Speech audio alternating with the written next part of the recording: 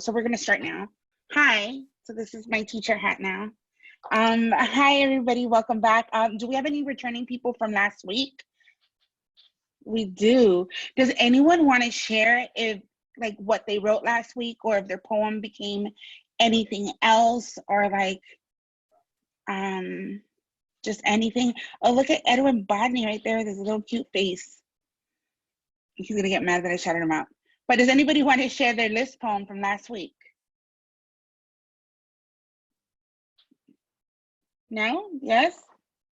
Maybe? Or just a poem that they wrote from any of the past workshops? Just say me on the side and then I'll call on you. Okay, Amy, go ahead.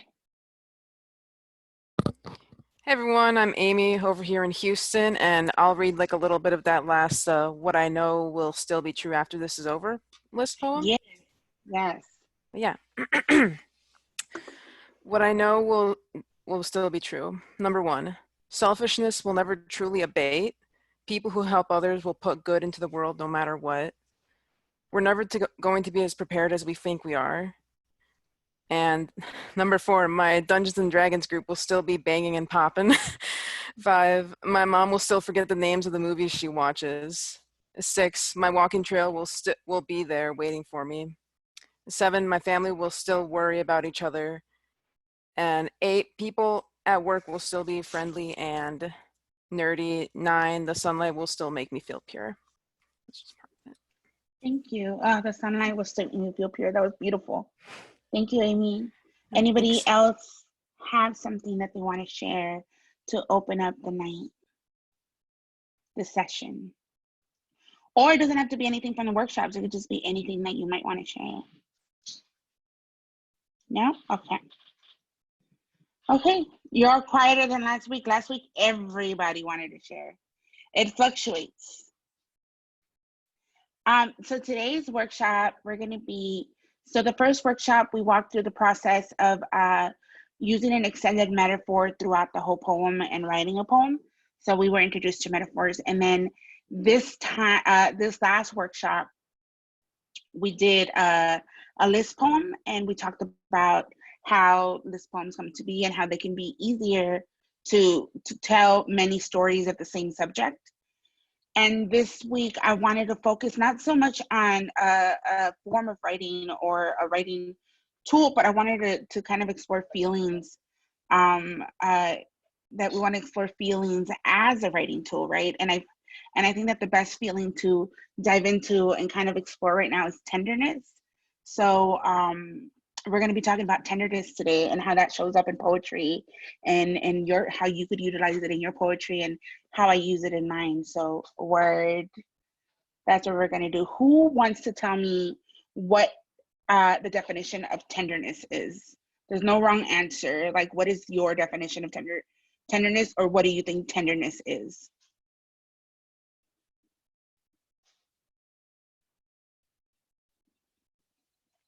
See, this is, okay. Oh, go ahead, Stoya. Tenderness is like a care that you take with people or things or creatures. Yes, it is a care. Does anyone else have another version of tenderness that they want to give us a definition of? Someone said self-awareness on the side, kindness. Did I see somebody raising a hand? Vulnerability. Word, yes, those are all right. So the actual Webster's dictionary definition is that, so I took the word tender, and the definition of tender is marked by responding to or expressing softer emotions. And then I also like that the other definition was easily chewed. So to be tender is to be soft. To be soft is to be gentle, and to be gentle is to be kind, right? So we're going to explore what softness and gentleness look like within our work and how we can show up. And also, because I was inspired by my brother's workshop, Edwin, who happens to be here. Edwin, not because you're here that I'm saying this, but we did a workshop where he had us list different things in different columns. And I thought that it's really important to utilize the tools of the 5 senses when we're writing. So we're going to be exploring that too. So first things first, what I always have everybody do is pull out a new document or a new page or whatever it is that you're choosing to write on. Whatever you're choosing to write on, there's nothing wrong. So you can write on paper, on your computer, on your phone, whatever, I don't care. And at the top, you're gonna put the date, today's date, which is April 7th, 2020. You're gonna write down the time, whatever the time is. Did I say the wrong date? Well, whatever the date is. And then you're gonna write the time that it is. So if you're in LA, it's 7:16 p.m. If you're somewhere else, I guess you can figure that out. And then beneath that, I want you to write your names. It's a writing class. So also make sure that you're muted in your microphones. And so then you're gonna write your name. So it's the date, the time, your name, and I want you to write 2 facts that are true for you today. This doesn't have to be poetic or anything. It's just two facts of anything.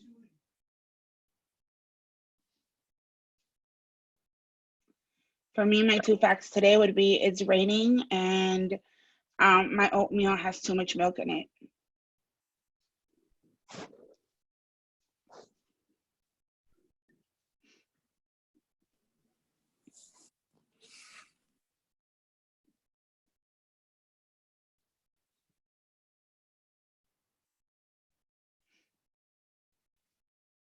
Okay, and so the reason why I have y'all do this in the beginning of every workshop, it's because there's been many times that I've taken writing workshops, and when I've gone back to them, I'm like, when did I write this? When did this happen?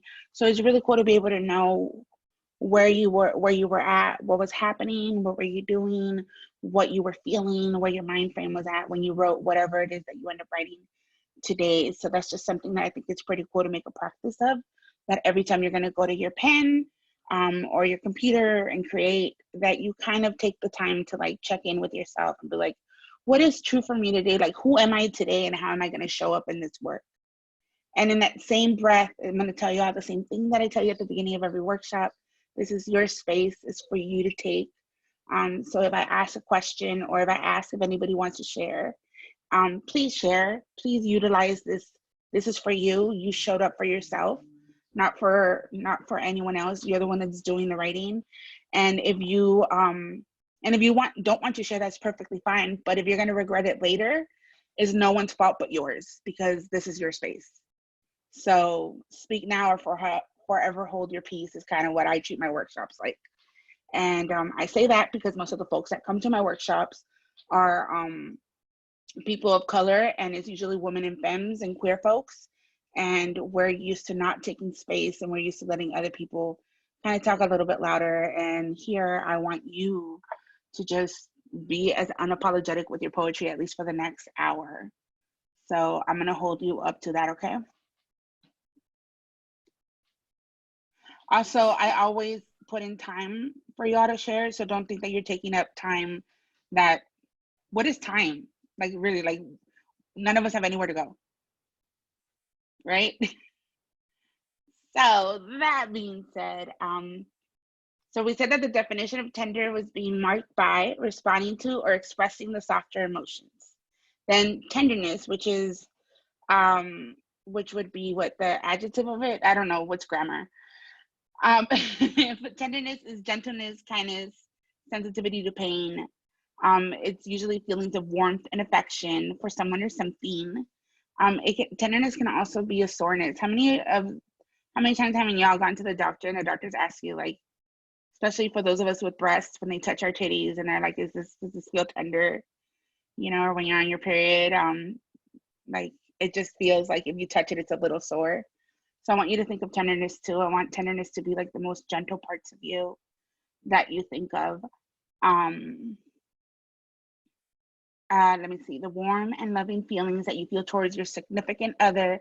Oh, I don't know why I put that in there. Okay, so how do we experience tenderness on a daily basis? How do we experience tenderness? How have you all experienced tenderness this last weekend? Making tea for myself. Yes. Hi.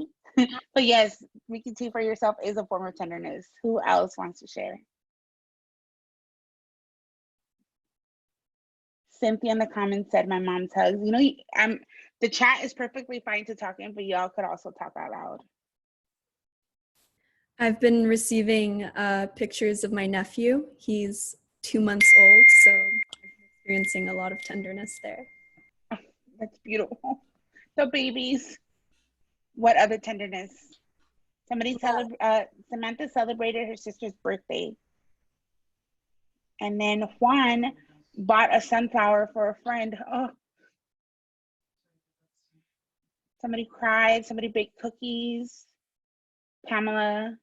Gabby said crying. I think crying is sometimes a gift. Like, I cry at the drop of a dime. And I had a friend once tell me that I had to schedule crying sessions for myself so that I wouldn't be a sobbing mess 24/7. And then I was just like, you're crazy. Like, why would I do that? And then I actually started doing it. And I'm like, oh my gosh, this is such a gift that I can go lock myself up in a room and be like as emotional as I want to for an hour. Okay, so perfect examples. My mom hugged me and she isn't a big affectionate person. Oh, Brittany, that's beautiful. Okay, so we're gonna go into the first writing prompt and we're gonna be exploring all of the senses. And so the first one is gonna be taste. And I want you to write about a time that you felt easily chewed. Remember, we said that the definition, one of the definitions of tenderness is to be easily chewed. And usually we hear that in reference to like the steak is so tender, you know, like, you know, when we tenderize the meat, when we beat the shit out of it, you know. But what times have you felt that you have been chewed by the world or by yourself or by a partner or by someone? Remember to think of, so we're thinking of sensory things. So think of taste when you're thinking of this and just write down a quick note. Remember what I've told you, that the more details you give to explain something, the more relatable it becomes and the easier it is for the reader to see an image. You're providing a mirror for folks to see themselves in, and details give a clearer picture. So tell me, when was the last time that you felt you were chewed up?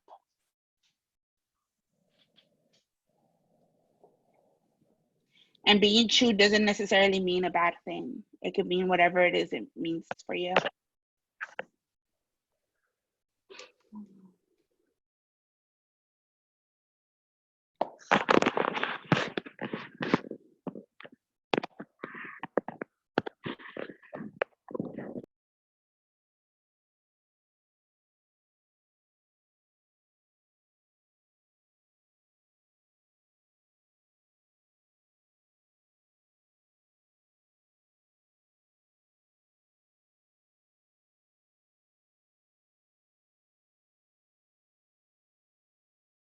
And I'll be giving you only about 2 minutes for each question, so you don't have to go too deep into it. Does anyone want to share what they wrote?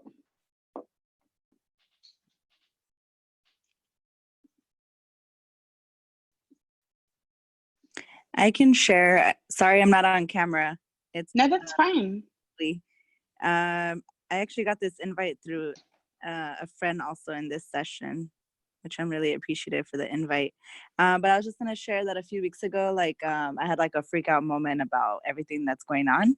And then like my just was like going off on me in Spanish, like get yourself together and like get in control of your emotions. But then I was thinking about like how oftentimes sometimes that's normalized, especially for like people of color, like to just kind of like be okay with like things going on and not really addressing the feeling or that tenderness.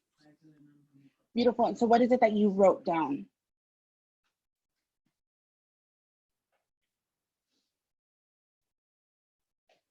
Where did he go?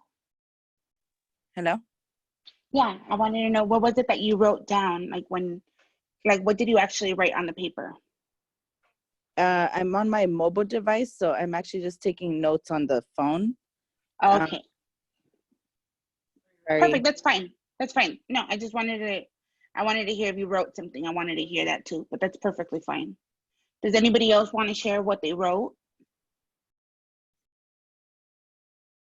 I'll share. Thank you. Um, I didn't quite get to finish it, but I actually really liked how the prompt led me to like a really specific memory that was probably about a year ago. Um, I broke up with my girlfriend, and I knew that she was going to rage, and I never gave her the opportunity to choose grace in the way that I did it. Like I very much just kind of put it there, and I knew what was going to happen, and I chose to receive it with softness.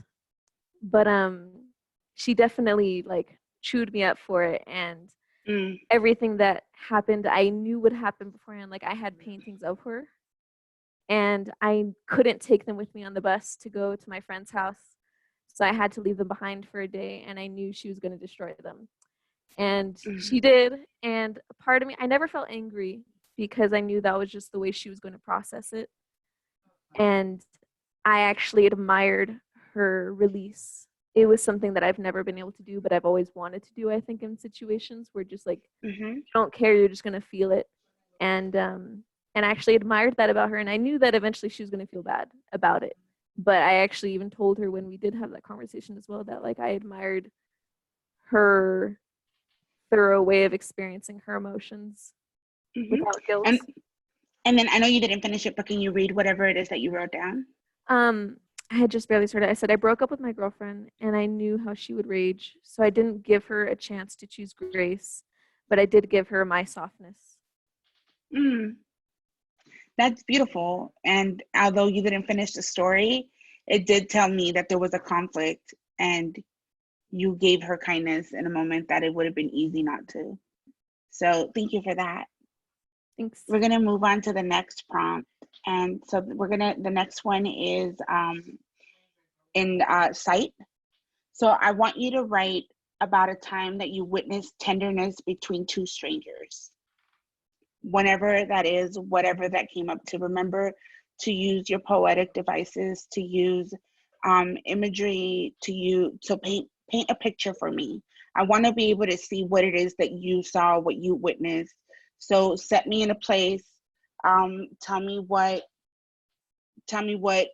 was happening, who was there, if what they were wearing was relevant, if who the people were was like, give me specifics. I want to be able to see who these two people being tender to each other were. And then I'm going to give you 2 minutes for that. These are not complete poems. These are just these are just thoughts to get us open and to get creativity flowing for us to do the larger prompt later. So just write whatever comes to you first, please.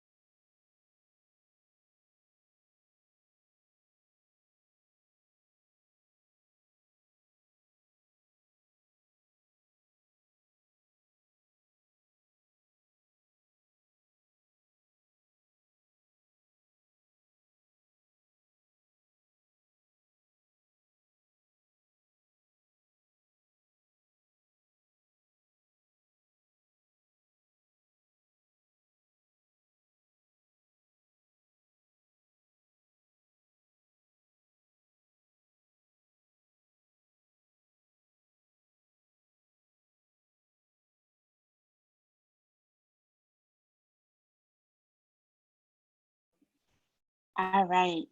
I just saw that Asia said that her homies had a Zoom smoke session for my birthday, and I think that is the best. That is the best tenderness moment ever. Smoking with your friends is so beautiful. Okay, so who wants to write about a moment of tenderness they witnessed between two strangers? Who wants to share? I'll share. Okay, thank you. Okay. We've walked about this house before, found beneath the seat cushions, a single word brightened in my palm.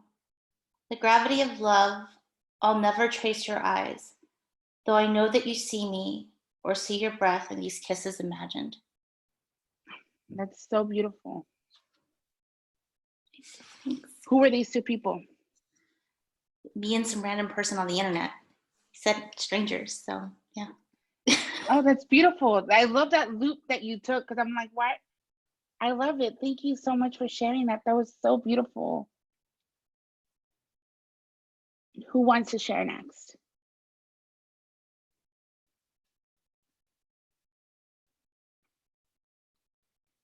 I can go. Carajo. Okay, thank you. I was about to cuss y'all out. Okay. I got those Latina mom senses. I was like, I think Jesse's gonna be done after this.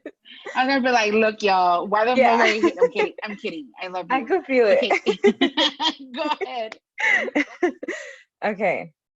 Sun shining through the laundry room window, I say good morning to the warmth. A señora waits outside the laundry room for me to finish as someone climbs down the stairs. She takes more steps back, allowing her care to fill the space between her and ourselves. Mm. So social distancing.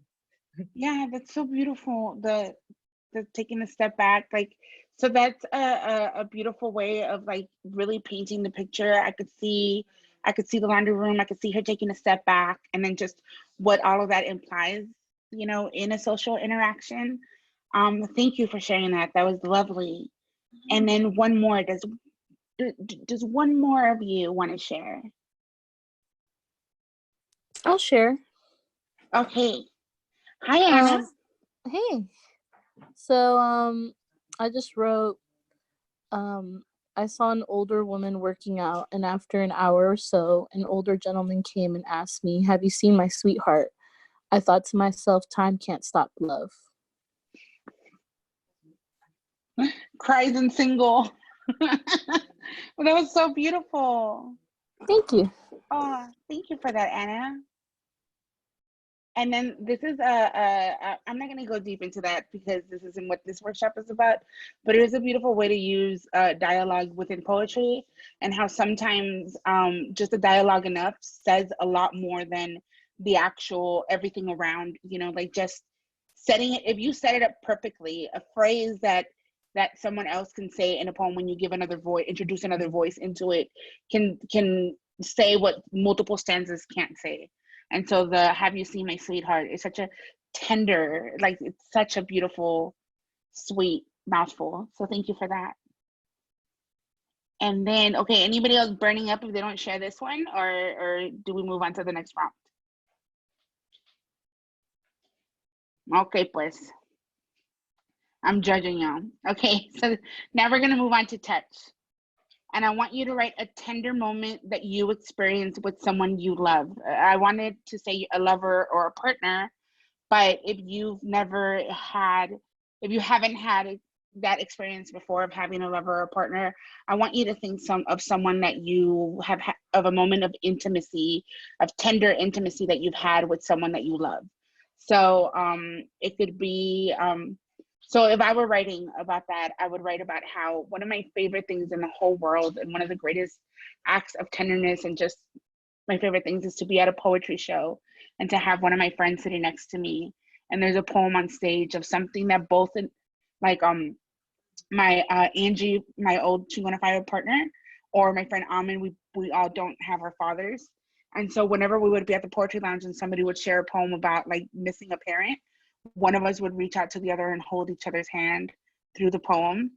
And that was always like the greatest act of intimacy that I've ever known with anybody, to like share grief like that in that moment.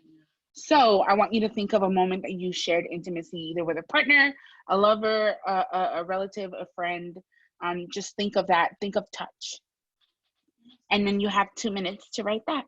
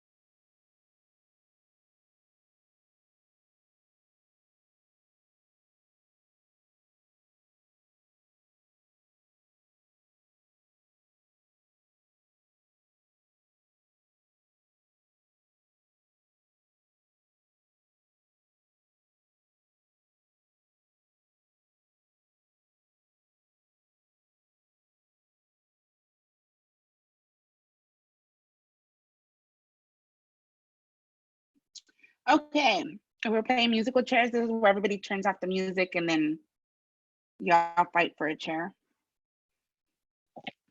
I think I'm gonna start doing that like in my workshops. Treat this like musical chairs, and then y'all just keep writing till the music turns off. And then I choose on whoever it lands on. No, I'm kidding. Who wants to share? Yes, I like that you're excited. Go ahead. Come on, let's go. Okay. Touch. So I wrote, my breath stops, my mind wanders, time slows. I sink further down into my own abyss, but your warm hand brushes up against my neck as you reach up to squeeze my earlobe. And just like that, I resurface. I love that. Thank you. My partner has a habit of always, I have a habit of my mind wandering in the middle of conversations or getting really anxious, and he always rubs my earlobe. That is so beautiful. And it's such a, like, I love reading about very like specific things that sometimes we might feel is like the only thing between, that nobody else in the universe has this, only you and this person have this moment, and then to find out that other people connect with that, and it might not be an earlobe, but it could be like the nape of your neck, or maybe like something weird like your armpit. I don't know, right? Like, but I love that. Thank you so much, JV. Anybody else want to share? I can share. I can go. Oh, okay, so who else was who? Okay, you figure out who goes first and then who goes second. I think I was first. Okay. Hi, everybody. Kind of moment you experience. Carrying my 2-year-old nephew, he grabs the earphones I'm wearing. One earbud in his ear, one earbud in mine. I play instrumental music louder. He stares at me amazed and begins to cry, and then hugs me even tighter. Earlier that day, I felt heavy, but his hug made me feel lighter. Beautiful.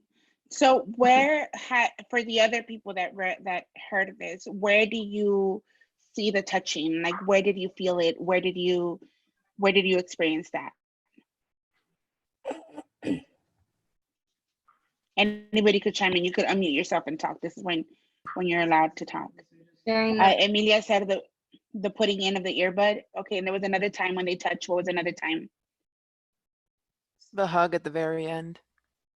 Yes, so the hugging very tightly. So I want you to, when we're hearing each other, for us to find these sensory things in what we're hearing from each other, because I think it's important for us to listen to how other people explain things like sight and touch and taste and smell and things like that, so that if those are things that we're writing about, we could learn how to express them through our peers, right?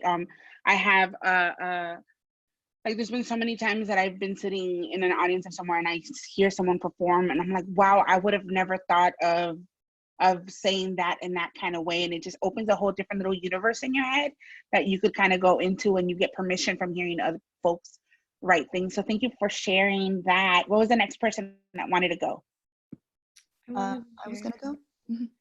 So we'll go with Emilia and then you, baby. Okay, yeah, there's too many people. No, it's good. For the next, we'll just say me on the side, and then I'll call on you by name, okay, and we'll do that better. But go ahead, Emilia. Okay, sounds good. I said, your skin as soft as it had ever been under my cheek. Light danced on the smallest of hairs on your neck, down to your shoulder and the arch of your arm. And I am traced until I awoke, but just the wisp of you dusted down upon my waking body. Just the wisp of you. So where did you all hear the touch in that? That's beautiful. Kendra said, and traced, yes. And being traced, yes. Anyone else, anything? I like the wisp of you because it's that faint feeling like was something here or not, like that gentleness kind of thing in the cheek in the waking moments. Yes, beautiful. Thank you so much, Emilia. I think Karina, you were next. Yes, thank you. No, thank you. Almost asleep, viendo la tele, head in my sister's lap. Her hand breaks through the river that is my hair. Her hand rakes through the river that is my hair. That is beautiful. That is so beautiful, Karina. Thank you. That's such a beautiful line. I'm impressed. Thank you. Thank you so much. And then somebody pointed out the alliteration in that. Yes. So for those of you that don't know what alliteration is when it's multiple words that either I think have the same vowel, like the same sound in the beginning, or usually begin with the same letter. So like, can you read that again for us, Karina? Yes. Almost asleep, viendo la tele, head in my sister's lap. Her hand rakes through the river that is my hair.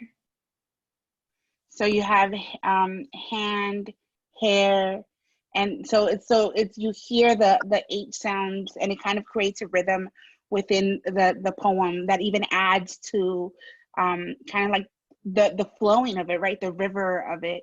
So sometimes when we're writing about something and we're trying to present an image, we don't only do it through the actual words that we're using, it's through how we compose the words that we're using too. And it's always mindful of what it is that you're writing and how it sounds. And in this one, it was beautiful. Thank you, Karina. One more person. I'd like to go. Okay, go for it, baby. Okay. And then Asia will be after. Okay. Wilson cradles my hand and kisses my palm, the wrist, and every single finger. I've chewed up and spit out my own nails my whole life, but in that moment, he makes me feel precious. Thank you. Does anybody, where did you hear the touch in that?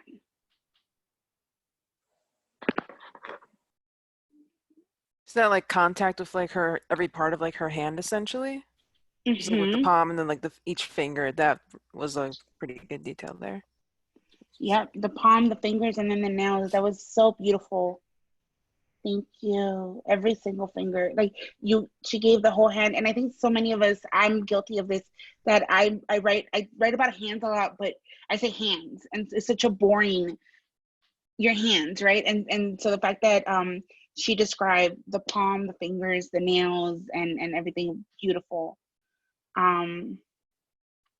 So Asia, go ahead, please. I heard the buzz first. I looked up and our eyes met in the mirror. She smiled, grabbed a fist full of my hair, and I handed her the scissors. I watched her line me up, and she ran her hands over my fresh fade. She said, "I see you," and we held each other in a puddle of my split ends. Okay, Asia. Okay, Asia. I see you, and we saw ourselves in a puddle of my split ends. So Asia, full transparency, she's a good friend of mine and one of my favorite poets. So thank you for coming and sharing your work with us. And you're fucking amazing. We're gonna move into the next prompt. Oh, I'm still loving that we're standing in a puddle of my split ends. So the next prompt is gonna be, I want you to think of the most tender song you have ever heard. Whatever that song is about, the most tender song you had ever heard, and I want you to describe that song to me. I want you to think that where you're describing sound, so try to use imagery that will evoke sound, right? So just think of that you're describing something that normally wouldn't be something you see, but we want to assign it some kind of texture, some kind of images, something, but I want to be able to hear, I want to be able to feel what it sounds like.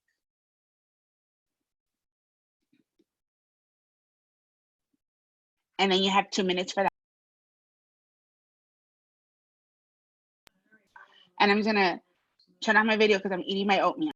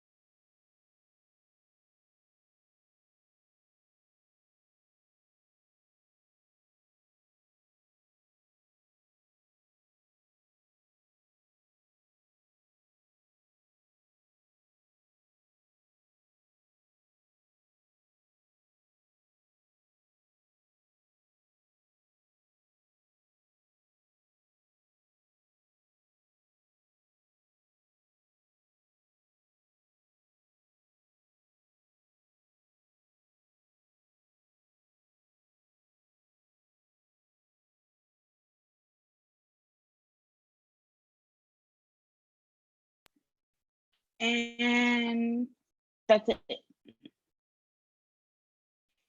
¿Quién quiere compartir? Who wants to share? Say me on the side and then I'll call on you.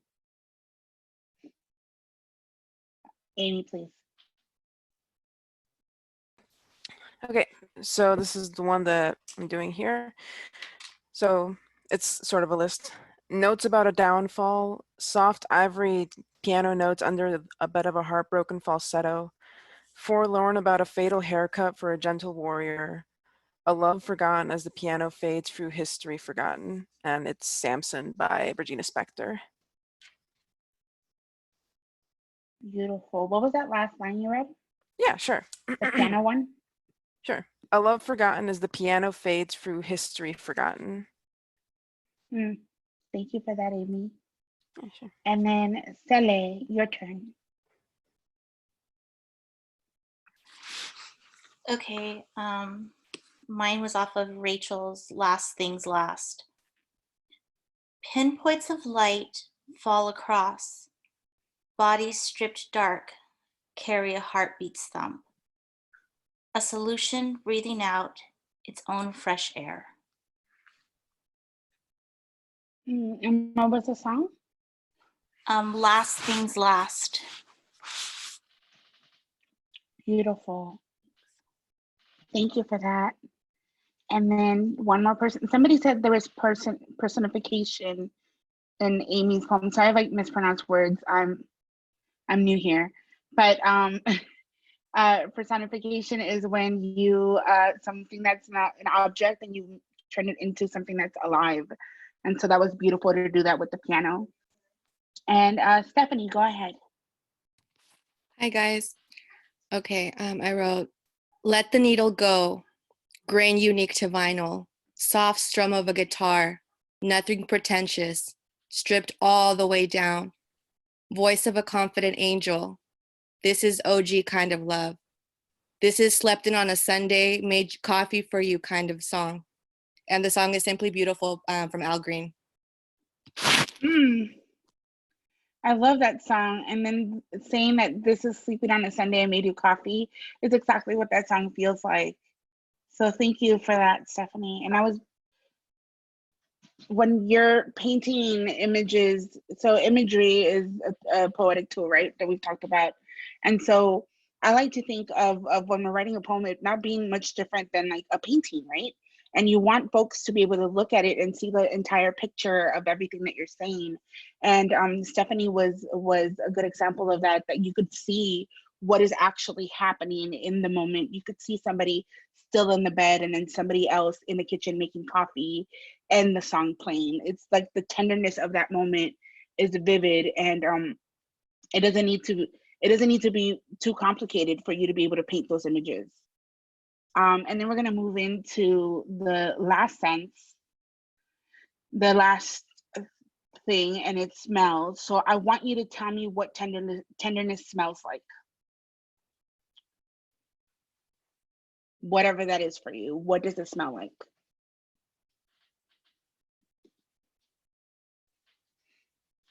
I ain't even going to give you examples, so you figure it out.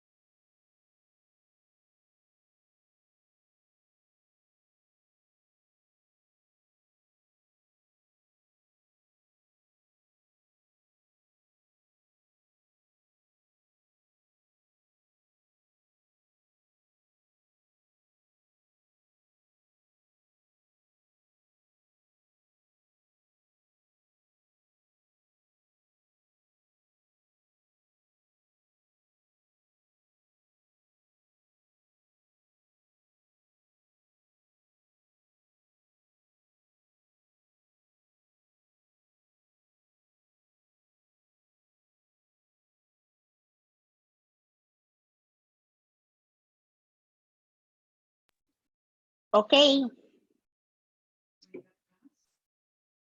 ¿Quién quiere? Who wants to come? Sorry, I forgot what language I was talking about. I was going to say who wants to compartir. That's what happens when I talk in Spanish. Yo puedo. Okay, Emilia. Hi. Mhm.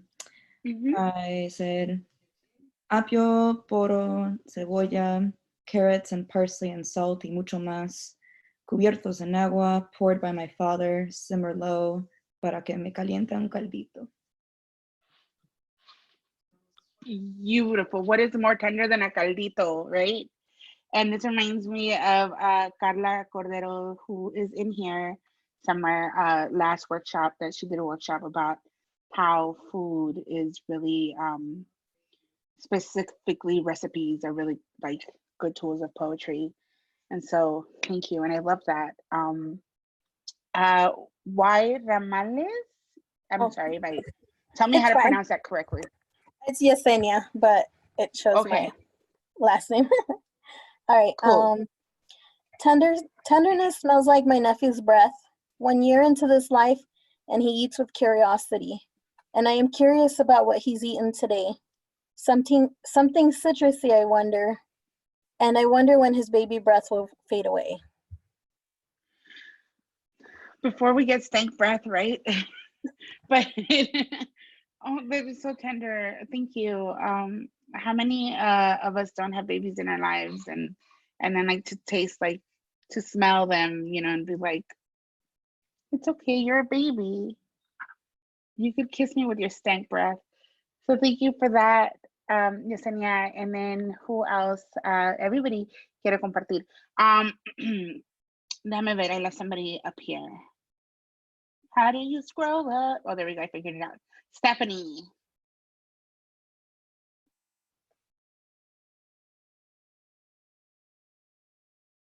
On that, Stephanie.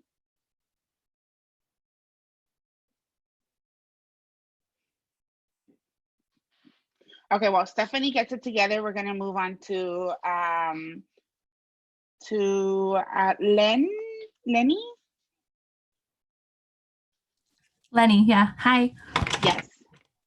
Okay, so I wrote, tenderness smells like mommy's cooking up a storm again. The sweetest scent I'll never smell again. That's it. Can you read it really quickly again? I was responding to Stephanie. Oh, okay. I'm so sorry. No, that's okay. Tenderness smells like mommy is cooking up a storm again. The sweetest scent I'll never smell again. Mm. The sweetest scent. Thank you for that. Thanks. Oh, thank you. We're gonna move into yeah, sweetest scent. Thank you for that. We're gonna move in. And I want you. Okay. So all of this was to get our juices flowing and for us to start thinking of our senses, for us to start thinking of images, for us to start thinking of just ways to tell larger stories when we're writing, and all these tools that we use while we're writing. And so now I want you to take a moment and just center yourself in your seat wherever you're at. And I want you to take a quick inventory of your body, of whatever it is that's happening within your body, whatever feelings are running through you right now, whatever thoughts you're having, whatever worries, whatever concerns, whatever celebrations, whatever excitement, all of it. Just acknowledge every single part of it. And I want you to, while you're acknowledging all of these feelings in your body and how you hold them in different parts of your body, you might be holding worry in your forehead, you might be furrowing your eyebrows, or have tension in your lower back or in your shoulders. You might be feeling butterflies in your stomach. You might be feeling a clenched jaw out of frustration. You might be feeling your heart's racing out of excitement for whatever it is that might happen later. I want you to in all of this that's happening, I want you to find the tenderness in your body and just find wherever it is that you're housing it. And whatever the most tender part of you, the part that when you touch it, it's so tender it hurts a little bit. The part of you that needs more love than the usual, the part of you that needs more compassion than you usually give yourself. I want you to pinpoint where it's at, and I want you to sit with it for a second. And just sit with it for a second. And now what I want you to do is I want you to give space in your sheet, and I want you to write a letter to this tender spot that you found in your body. But you're going to write it a letter celebrating that tenderness, whatever it is. You're thanking that tenderness for showing up and reminding you of your softness. So you're going to have 5 minutes to write this letter to the tender part of you, celebrating it. So it could be even the fear of everything that's going on, and that's the most tender part of you. You could find a way to write a letter to that, but celebrate the fact that you're able to feel fear.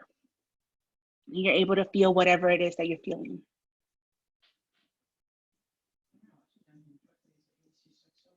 And you have till 8:05.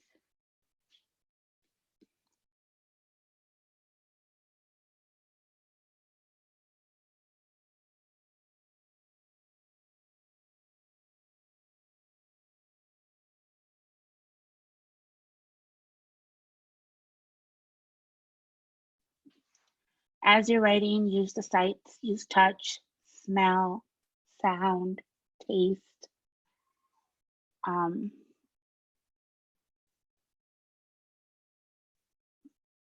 sound.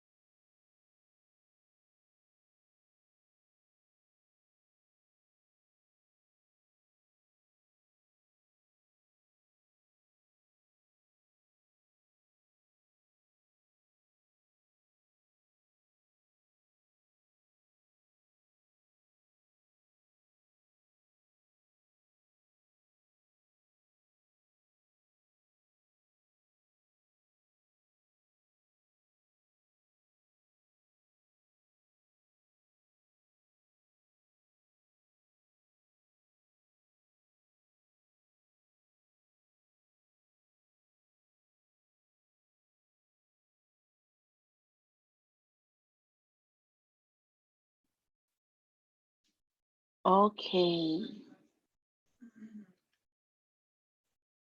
Those 4 minutes went by fast.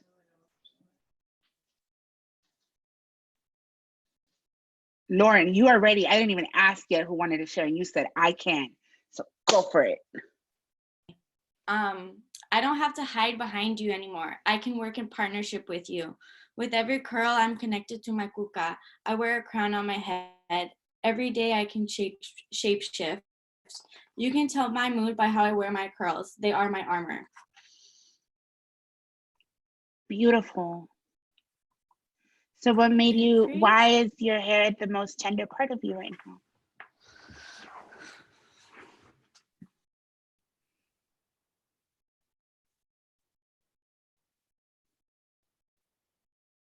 Did you freeze on us? Okay, we'll come back to you when you're ready because you're frozen right now. And yeah, you could also type it if you can't be able to get it in, if it freezes. We'll go with Anna. Yes. Anna. That's yes. me. Share, baby. I just said, dear brain, you've made it to 2020. So far, you've calculated all the ways to save and pay down all the debts that held you back. You've never been in a spot where you felt needed, but in this time, you're an essential. From family to work, your branches of learning are needed to uplift across the generations in your home. Sorry. You also found someone that loves you and feeds you with spinach and collard greens. Healthy days are coming, and you will be my center. Thank you, Anna. And then Rocio says that her mic doesn't work, but she can type hers in. Please do so, Rocio. And Courtney, we can have you share next. Okay, this one's called, hi. This one's called, hi. This one's called Belly. To celebrate you is like a bike I've never ridden. The valleys and your sighs have accompanied me my whole life. To wrap around me, softening the blow of hate-filled mouths as I grow old. I'll push you into me and caress your land. Don't worry, sweet dear. It's okay to be seen. I'll carry you like I've done my whole life, one step at a time. Thank you for that, Courtney. You're welcome. Caress your land. That imagery was beautiful about the caressing your land. Rocio wrote, thank you to the nook in my chest, the place between my breasts, where my Santa Rosa medalla sits cold against my skin. Thank you to the sanctuary where with Rosa lies my worries of whether or not I'll ever get to see you again. That was beautiful, Rocio. And I don't think I've ever heard someone ever write to the space between our chiches right there, that tender spot between the titties. So I appreciate that. That's a very special place. And especially if you have a lot of them, it's kind of a secret stash place, right? And then medalla is so beautiful and so sacred, especially like in the Latinx culture, right? Usually medallas come from people that we love, or they are of people of things that we believe in. We carry like our faith. So to carry your faith between your chest, beautiful. Thank you for that and that imagery and all that. Let me see. One more. Because this is it. We're gonna finish after this. So it's either you share now or like bye. So Sale, you could go ahead and share, please. Okay, so this is an ode to menstrual blood. There we go. Years pass, and while I screech about your indignity, I quietly await you each month. You remind me that time is passing in whispers. Give me the solace of my youth. What will happen to the swelling? Who will I ever be without you near? When you leave, you are a memory that I dread. But even then, I describe the most important things about me as if they were you. I say, it feels just like the first time you bleed, cowering over in terror, only to let go to the wonder of the blood on your fingertips. Mm. Thank you. That was beautiful. That scene is beautiful. We're gonna move over to C. Reese. Ontas. I'm here. There we go. Okay. I've abused you with burning alcohol and foggy smoke, yet you've held the vocal cords together. Sometimes I shut you down without meaning to. I swear I am trying to get better. If I don't speak up for myself, you get tender and sore. You start aching for attention, sensations of longing at my core. You ask when I will use you and be louder. Who are you? I am thankful and appreciative of you, my throat. Mm. Thank you for that. Thank you. And let me see. Yaritza. Hi, everyone. Hi. Hi. Thank you for your time and for the people who have shared and for the people who didn't share. I wanted to start off by saying a quick trigger warning. This might bring something up for people. Thank you for that. So I run my hands across my thighs. My body shivers, mind races, eyes tear, reminding me that I am still here. That my brother's hugs, grandma's tortillas, mom's warm chocolate, friends laughing, California's heat are worth it. That everything negative is another thing in an endless pit. Thank you for surviving beyond the struggle. Mm. Beautiful, and thank you for sharing that and for allowing yourself the grace and the vulnerability to be able to share that with us. Thank you, Yaritza. Thank you for listening. Of course. And Devry. Yeah, it's Devry. Sorry. Okay. Okay. To the knot under my right shoulder blade, I understand. I think I birthed you from the bravest parts of me. You're hovering over that rib that pops out when I'm stressed. And sometimes when I think of him and all the ways he doesn't think about me, my heart hurts like it's been dropped. The pain is too much for anyone to touch. It pushes outward, begging for space and privacy to heal. Even my own chest is too close. But I think I birthed you from the bravest parts of me, to hold that rib in place, to tell my heart we're not going anywhere. Beautiful, especially those last two lines. Thank you so much. I birthed you from the bravest part of me, to hold that rib in place and tell my heart it's not going anywhere. That is so beautiful. So beautiful. And then we're gonna share one more. Well, Cynthia typed theirs in, so I'm gonna read it. I love this. Hi, pancita. For those of you that don't know Spanish, pancita is belly, but little belly. Hi, pancita. You're the one part of myself I'm scared to expose. I didn't even know what to call you just now. But that just means that when someone puts their lips on you, it's always fresh, always a thrill, always a chance to meet you again. Cynthia, that's so good. I love that. That is so good.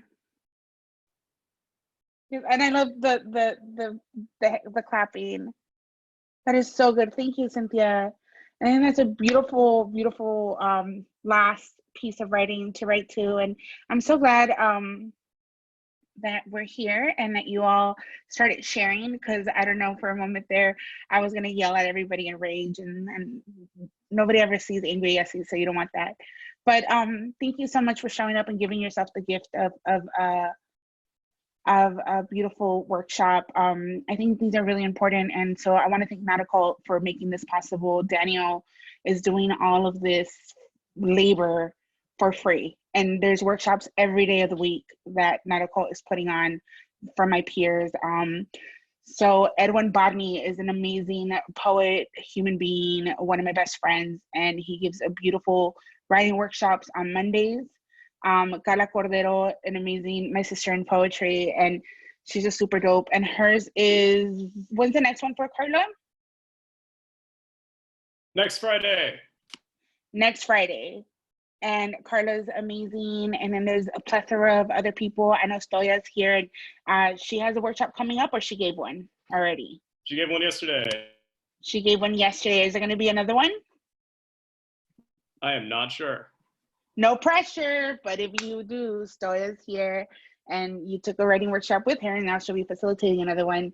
And also Notacult, Notacult has a sale going on where like stuff is on sale and books are like cheaper, up to 50% off. I know all 3 of my books are $5 cheaper, so instead of 15, they're 10. Great deal, and it's a great way to support Notacult and Daniel and the whole staff of Notacult.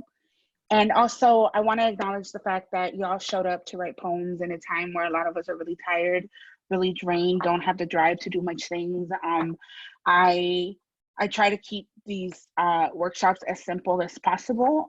One, because that's just the way that I like to instruct, but also two, I just want us all to learn to be gentle, and that poetry doesn't always mean excavating like our trauma. And so poetry is supposed to be the most tender art form, and I wanted us to visit that, so that when you go forward and you use poetry, you know that it can always be a way that you talk to yourself in encouraging ways, and also a tool to just like process thoughts and feelings and stuff. So if this is the first time you ever wrote and you've always wanted to be a poet, congratulations, you wrote poems today. You're officially a poet. This is your certificate. Screenshot my face. If anybody ever asks you anything, just tell them that I said so. I mean, they were like, who the fuck is that? But whatever.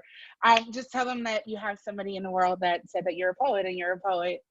And thank you so much. And this will be happening again next Wednesday. And so I'm doing it every Wednesday as long as we are staying at home. And so I love you all very, very much. And give yourselves a round of applause for doing a writing workshop in the time of Corona. So thank you. And so now if you still haven't gotten enough poetry and you want something else, go over to IG Live at 8:30. The Poetry Lounge is doing their open mic. The list is already full, but there's going to be people sharing poems and stuff, and it'll be great. And that's where I started doing poems, and that's where well, no, I've been writing poems my whole life, but that's where I started performing, and that's where I met Edwin, and that's where I met Daniel and Aziza and Asia and all that. So shout out to the homies. Bye, y'all.